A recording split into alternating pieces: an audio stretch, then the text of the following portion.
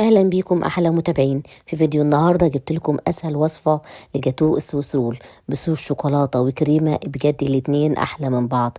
طبعا جاتو السويس رول غني عن التعريف، خفيف ومطلوب في كل المناسبات.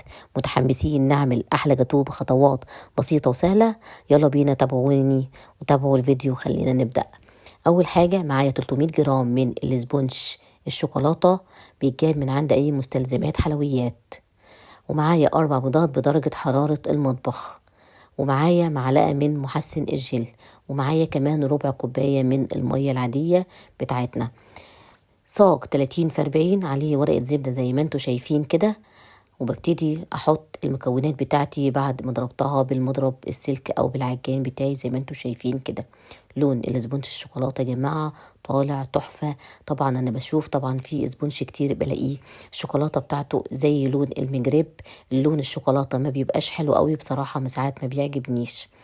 لما يطلع معاكي طبعا حاسه ان اللون مش هيطلع معاكي حلو، ممكن تزوديه معلقه من الكاكاو الخام. زي ما انتوا شايفين كده ابتديت اوزع الخليط بتاعي بتاع الجاتو بالطريقه دي في الصاج، بحطه في الفرن درجه حراره 180 رف وسط. ابتدي بقى احضر الكريمه بتاعتي. كوبايه من الكريم جونتيه الشوكولاته، انا استخدمت الشوكولاته على طول، ما استخدمتش كريم فانيليا زي ما انتوا شايفين كده. وعليه كوبايه من اللبن، مفيش لبن ممكن تعملي ميه سقعانه، مفيش اي مشكله. جاتو السويس رول بتاعي اخد حوالي ربع ساعه في الفرن. الرف الوسط يا جماعة درجة حرارة 180. برد حوالي بتاع 10 دقايق أو ربع ساعة بالكتير زي ما انتوا شايفين. قلبته على الناحية التانية علشان أشيل الورقة المسنود عليها أو ورقة الزبدة، وببتدي أرجعه تاني على الوش العدل بتاعه. نمشي مع بعض يا جماعة الخطوات بالظبط علشان نعرف نطلع أحلى جاتو السويس رول. بجد هتنبهري من طعم الكريمة والشوكولاتة. الصوص اللي هنعمله بجد طعمه في حتة تانية خالص. الكريمة بتاعتي بعد ما خلصتها الكريمة متماسكة ناعمة زي ما انتوا شايفين كده.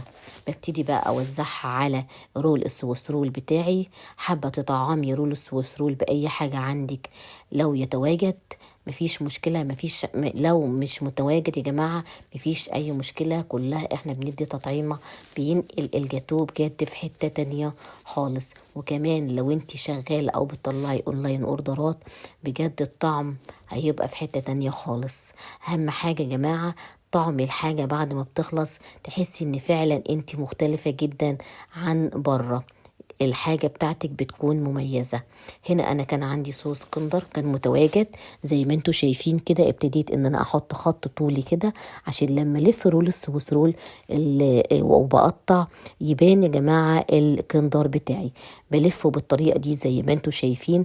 لفة السويس رول يا جماعة تكون لفة مظبوطة عشان السويس رول بتاعي ما يكسرش مني. طبعا بعد ما نخلص هنشوف ونفتح رول السويس رول ما فيهوش اي تكسيرة، نازل مظبوط جدا وبجد كان خطير خالص. بشد يا جماعة كده الورقة من تحت علشان الرول السويس رول بتاعي او الجاتو يبقى مضمون. بعد ما بيخلص زي ما انتوا شايفين كده بلفه وبحطه في الفريزر حوالي 4 أو 5 ساعات. ببتدي بقى كده اجيبه تاني علشان اشوف انا هعمل ايه. على صاج كده او على اي حاجة بفتحه علشان هنبتدي نحضر بقى صوص الشوكولاتة بتاعنا وكمان الكريمة اللي احنا كنا عاملينها. طبعا لو انت كنت عاملة كريمة على القد بتزودي نص كوباية كمان على نص كوباية لبن وبتضربيهم من جديد علشان تبتدي تجلفني رول السويس رول بتاعك. زي ما انت شايفة طالع من الفريزر متماسك مفهوش اي تكسير. الرول طالع بجد على التكة حاجة كده من الاخر. تابعي القناة كل يوم بعد يوم بننزل فيديو جديد لحاجات جديدة. زي ما انتوا شايفين لو انتوا مبتدئين او عاملين اونلاين بجد انا هفيدكم كتير كتير كتير في كل مشاريع الاونلاين اللي انتوا هتعملوها. اي حاجة هتعملوها اكون معاكم فيها ان شاء الله.